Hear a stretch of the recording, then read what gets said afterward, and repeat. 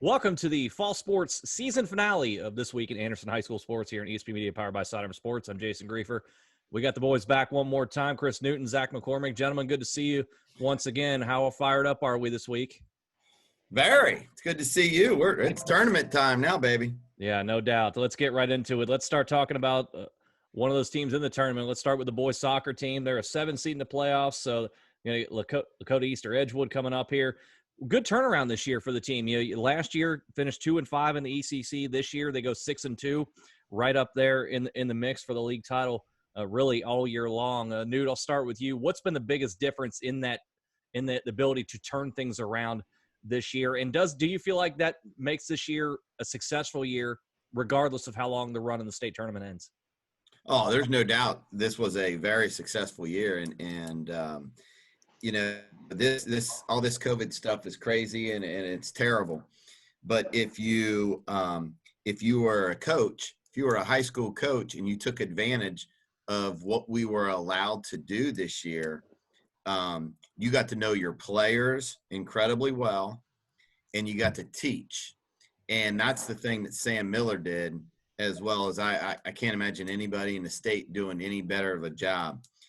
We started working with groups of 10, pods of 10, and he had every single kid that was going to try out for soccer in a pod of 10. And he got to teach, he got to know those kids. Mm-hmm. And so when it came time for us to really get after it in August, when everything was cleared and we were all good to go after it, the kids knew what to expect from him, and he knew what he could get out of the kids. And so I just think he did a great job. And all of our coaches, Mike Slemons and Isaiah, they just coached their butt off all summer long. And, when you know your kids really well and your kids know you, good things are going to happen. And as it results in a very successful ECC season. Again, season's not over, but we're wrapping up the fall season here on the podcast, so we want to wish our best to them. And hopefully when we reconvene for the wintertime, we'll still be talking about the boys soccer team. That'd be nice. Yeah, that would be certainly a good thing. Zach, over on the girls' side, they're going to get Middletown in round one, and I can't help but look forward in the draw and see that you may have Mount Notre Dame waiting for you in the district final. You beat them last year in the district semifinal, but your team came up short in the district final, losing to Seton in overtime there. So some interesting things going on there potentially down the road. But with the way this season is shaped up with this team and this personnel, do you feel like, and do the coaches feel like they've got a legitimate shot to get to the regional this year? I think that's one of the things that you always strive to do is get as far in the tournament as you possibly can. But right now, I mean, our coaches, Andy Boyd and Ron Matty and all those guys and girls do a phenomenal job of just trying to win the day and get better every single day. So, I mean, of course, you do want to get as far as you can. But, I mean, right now we're focused on Middletown tomorrow. So I think we're going to – I mean, we know that unless we take care of business on Tuesday, I mean, those other games don't matter. So we got to take care of what's in front of us right now. And obviously you want to go as far as you can and you strive to do that, but still you got to take care of every single game that's right in front of you that time. So, I mean, with all the seniors that we have, just some phenomenal kids, and then the job that Andy Boyd did, I mean, just like Newt said about the boys, taking advantage of the time that they had during this COVID stuff, I think Andy Boyd and our coaches did a phenomenal job of doing that as well. So I think we're putting ourselves in a great position to do so, but we still have to take it game by game, and starts tomorrow. And we talked last week about the match with Loveland to conclude the regular season that was going to be for the outright ECC crown. Loveland winds up winning 1-0 on a play that just a kind of a weird play. Your keeper comes out trying to punch a ball away, it deflects sideways, and a Loveland player just happens to be there to put it in for the lone tally in the match. Has that result affected the way they've trained it since then and getting ready for the state tournament? No, not at all. I mean, soccer is a weird game in the fact that you could totally dominate a game for, the 79 minutes and not put one in the back of the net, and you could give one up for 1 minute and lose 1-0. And, with our girls, Ann Taylor, there's nobody probably that's more trustworthy in this entire school, including adults, than Ann Taylor is. And so Ann Taylor made a decision to go out and Uh-huh.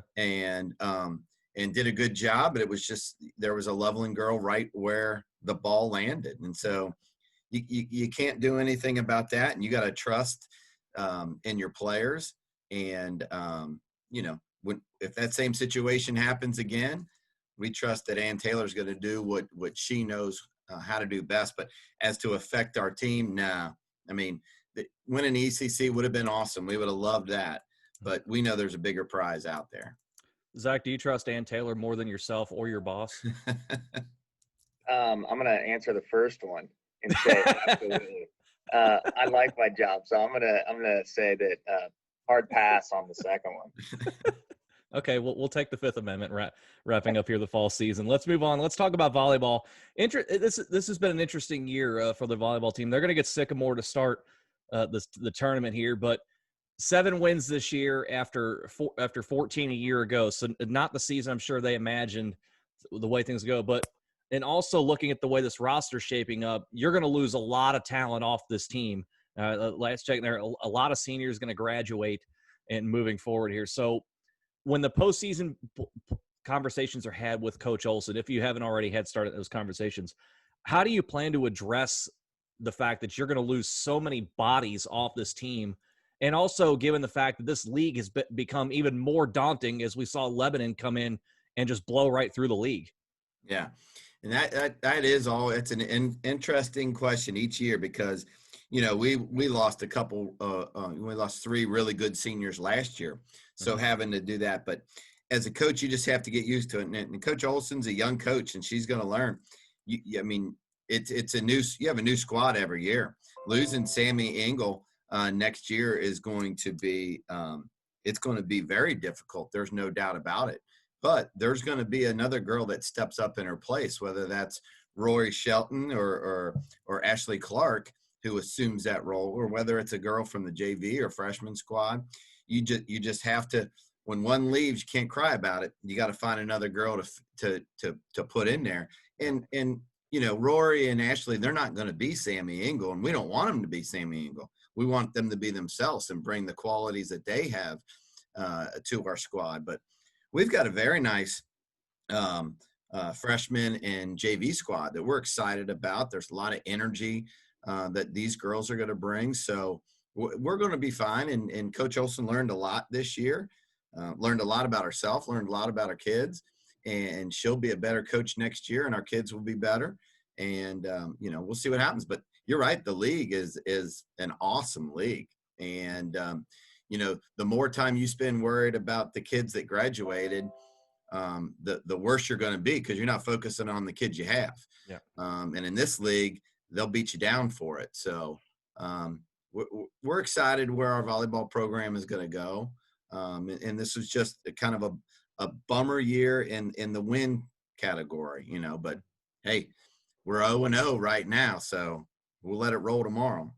Zach, as Newt said, you've got looks like some good talent coming up through the pipeline in the freshmen and the JV programs. How do you think Coach Olson will go about integrating them and getting them ready for the varsity level potentially as early as next year?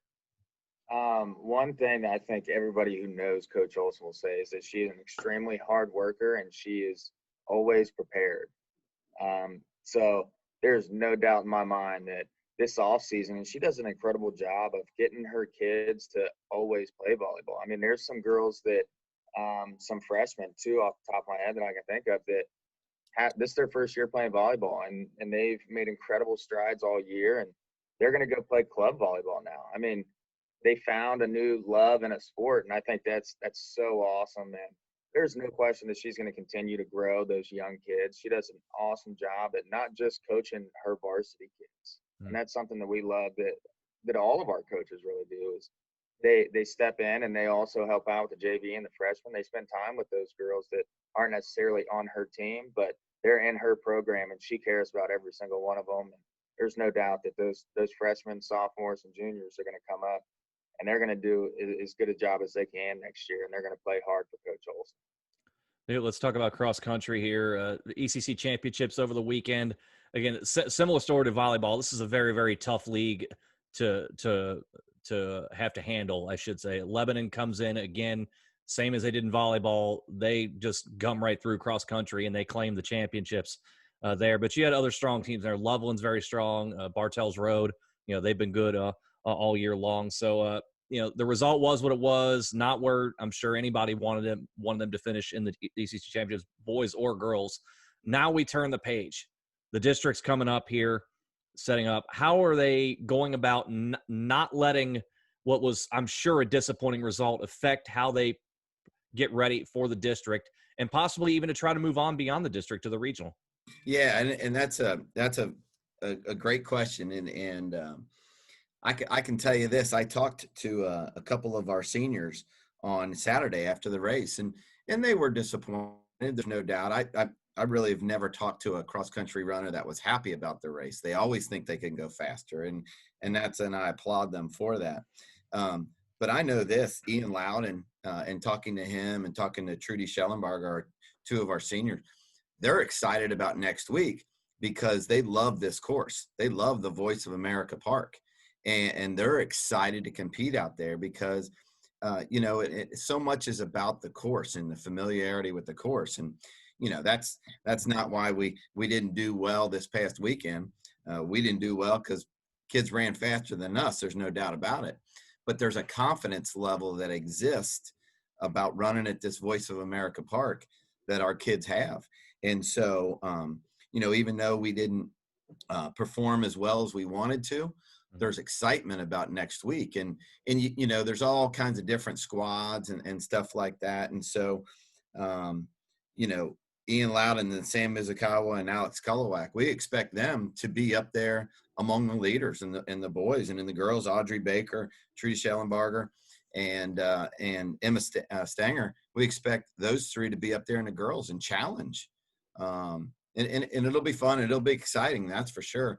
I got to tell you, you mentioned Lebanon, and kudos to them, man. They come in the league and geez, Pete, we have a great cross country league. Mm-hmm. They come in and they just sweep it.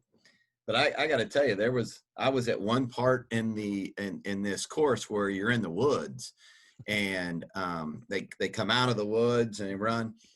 This girl I'm sorry, but I can't remember her name. This young lady from Lebanon, she appeared out of the woods. And I'm telling you, it was a good 30 to 45 seconds before anybody else did. And I thought somebody was in there tripping kids or something. I think you're talking about Faith Duncan, who's one of the better runners in the state. She has the state low time right now in her run. Holy smokes. I mean, She was unbelievable. Yeah.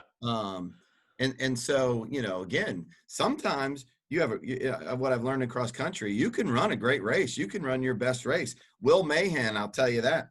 This young man, he ran in our open race for our boys. He ran his PR by 6 minutes, from the beginning of the year. He ran an incredible race, but he ain't catching some of them boys that are running ahead of him. Yeah. And so you can be down about the team place, but some of our kids need to focus on how great they actually did throughout the year, and there's a bunch of them. Zach, over on the golf side of things, the season's coming to an end here. We've been talking, and we saw the Miller boys get through to the districts. Megan Bryan got through to the districts. Season's end there. They played it in very, very loaded fields themselves. Couldn't get beyond the districts. Still pretty solid seasons, nevertheless. But looking forward now, Jackson Miller and Megan Bryan are going to graduate. You've got major holes to fill there as well. Obviously, Coleman Miller is going to be back. He'll be a junior next year, and I would have to imagine he's going to probably have to take on the leadership role for the boys' side of things. Who do you look to on the girls' side to step up and try and fill the void that's being left by Megan Bryan? I think that's pretty easy, and it's everyone. I mean, golf is still one of those sports where, every shot pretty much matters all the time.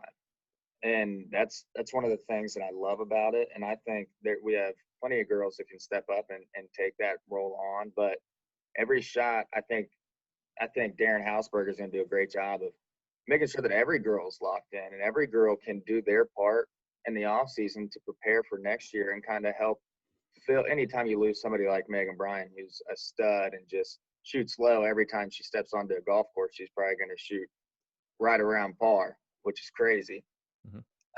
But all the girls, I mean, I think that they'll put in the time and effort this off season to make sure that they're going to put themselves in the right position to kind of fill the void that Megan has set for us. And I think it'll be fun to watch all the girls grow, because I don't know necessarily who it might be, but I love high school sports, and there's always an opportunity for somebody to come in and surprise you, and I look forward to seeing who that is next year.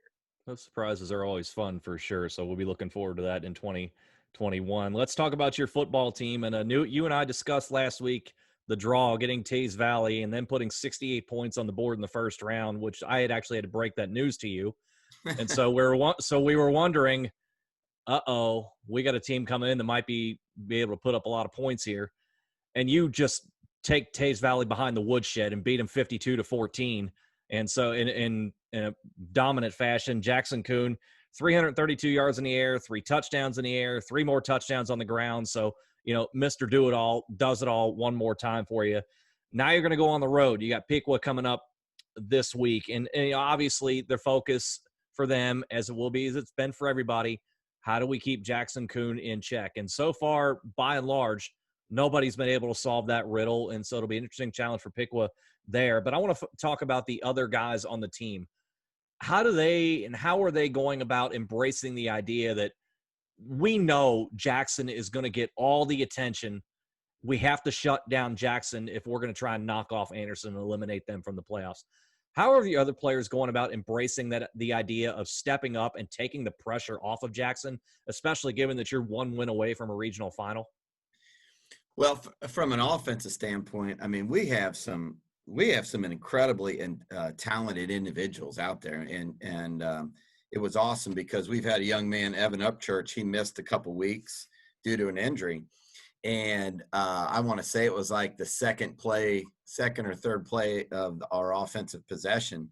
He catches a touchdown pass, and you can just see the energy brought back, and he, he's the Energizer Bunny, man. He the human joystick. He brings it all, and the excitement level. But he is I think we've talked about this before. You have a kid that maybe doesn't have a good game and he doesn't really celebrate the team win. This kid, it doesn't matter who scores a touchdown, whether it's him or somebody else, he celebrates like it's the greatest thing in the world. He's one of the most selfless players, as well as Andrew Williams.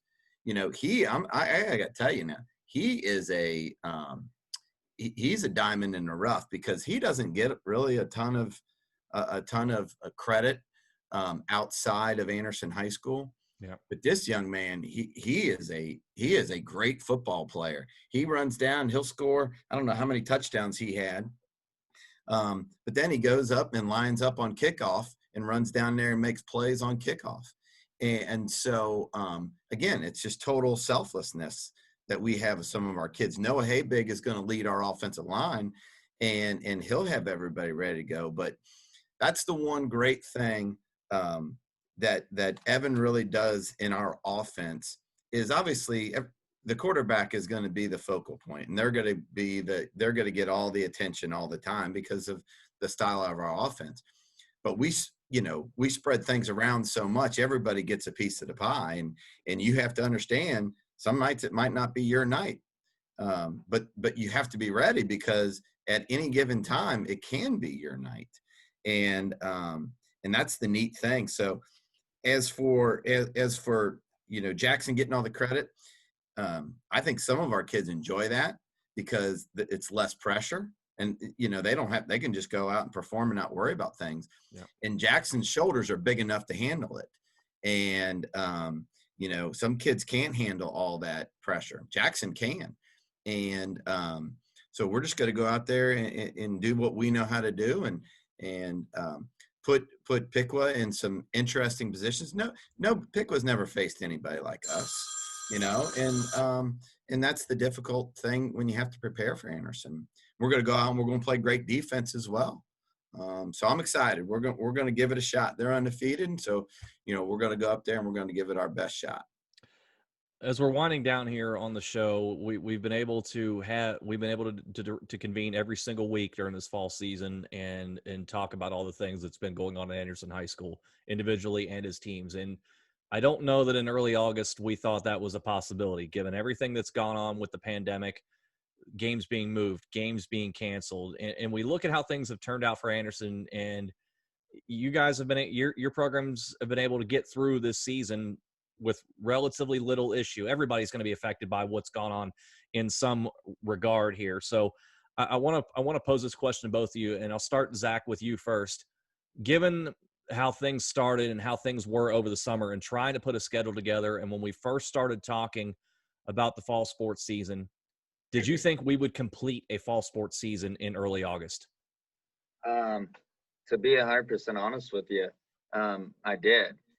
And I did because we have to believe in that. I think Newt and I have to believe in that in order to pass it to our coaches and to our kids. I mean, if you think that you're not going to get through it, then you're not necessarily going to practice hard every day. You're not going to come to everything.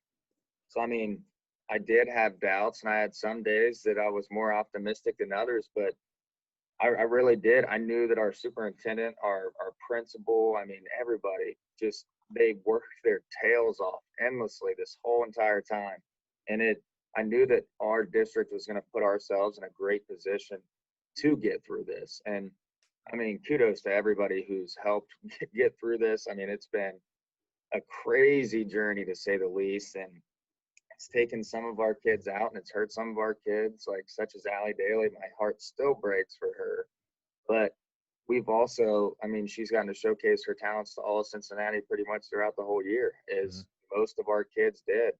And that's all that matters, is really that our kids are able to go out there and perform and do things that they love. And it was crazy at times throughout this year, but I mean, my heart is absolutely full right now that we've made it this far. And I don't want to stop here. I want to get through the winter, and I definitely want to get through the spring for those kids that missed the spring last year. So we're going to do everything in our power to make sure that we get put ourselves in the right position to get through that for sure.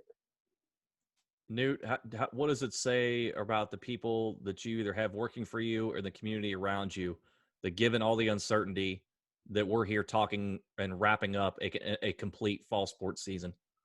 Well, that's, Zach just put it absolutely perfect in that we have all the confidence in the world that we're going to get through this and we're going to play all of our games, because we have all the confidence in the world in our kids and our parents. And, there's a lot of trust that we have to have in each other, and our trust that we have with our coaches, and trust that our coaches have in their kids, and the kids have, and coaches in their parents.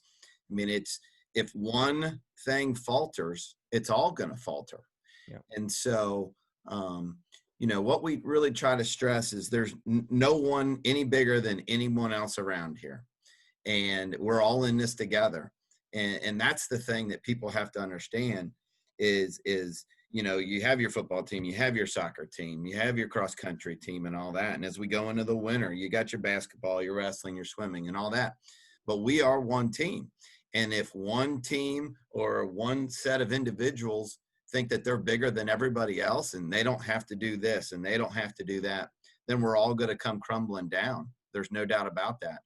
And so what this says about our community is that we are in this together, and we're going to do the right things to make sure that our kids can do what they love to do, and that's go out there and play. So I'm incredibly proud. I want to keep going with this fall season, that's for sure, for many more weeks. Yeah. And I know this, we start, girls basketball here coming up this week. So we're ready to get the next season started. And there's no doubt in our minds, we're going to play through March in girls basketball. We're going to play through March in all of our winter sports, because our kids and our parents are going to do the right things. As you said, the next time fall sports winding down, the next time we'll convene here on the podcast will be to get going with the winter season here. A lot of excitement going on there. We had so much success in the pool last year, and I don't think I could calm you guys down at all, given how good you were in the pool last year, and rightly deserved. Also, wrestling was incredible, but going into the winter this time around, what are fans going to be in tune for? What are we going to talk about as the winter season gets rolling? Zach, I'll start with you. A lot of energy for sure. I mean, not from you guys. Yeah, I think everybody's excited to get the winter going. I mean, girls basketball. I mean, I feel like every time I walk by the gym, there's a girls hooper in there shooting on the gun or something, and it's the same thing. Our boys, I feel like every time I walk out on the track, they're out there running, conditioning and doing all the right things. We're really putting ourselves in good positions to get going for the winter. I mean, our wrestlers, our swimmers, I mean, it's going to be a fun time. And I just look forward to all of our coaches and kids doing the right things and making sure that we can still do this for sure. I think Newt said it best, and I want to send a huge shout out to all of our parents and kids, because without them doing the right things, I mean, none of this would ever be possible. We wouldn't be sitting here talking about this right now. So I want to continue to push them to continue to keep doing the right things all the way throughout the winter. So we should have a huge winter coming up. I'm looking forward to it. Newt, what are you looking forward to most when we start talking about winter sports? I think it's, excitement in that we've got some changes. We got a new basketball coach. We have a new swimming coach. So I'm excited about the energy that they're going to bring. One of the things I know that our new basketball coach, Frank Brandy, and the new staff is really preached is toughness. And I got to tell you, we're going to put a group of kids out there on that basketball court that's going to play I think it's 94 feet. They're going to be playing 94 feet for, 32 straight minutes. And I'm thrilled and excited to see that. I'm excited to see the toughness that they bring. Girls basketball, we got a lot of new girls out there. So I'm excited that to see kids get opportunities. And you know what? I mean, it's going to be tough. There's no doubt about it. But kids are going to take advantage of those opportunities, and it's going to be neat to see kids rise to the top. Swimming, I'm excited about Phil von Herzenberg. It's taken over our girls program. We've got a number of kids that are excited about it, and we got kids that are joining the swim. There's a buzz about it. They want to be a part of it. Shoot, gymnastics. I'm telling you what, we got some talented girls in gymnastics. Maddie Belcourt, Maddie Bailey, and we got somebody we're going to introduce to you this year as well.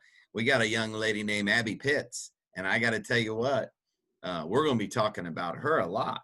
So, and we got some good freshmen. We got, bowling I'm excited about. And then, don't forget this now, Jason. Don't forget this. We're a 2-time defending state champion in the area of hip hop and pom dance. 2-time, baby. 2-time. So, I'm fired up to see those ladies are going at it and getting ready. I mean, they feel it. They got to defend not only one state championship, they got to defend 2. So I'm ready to roll, man. Are you guys going to give them any tips? Oh, you ought to see Zach out there when they practice hip hop.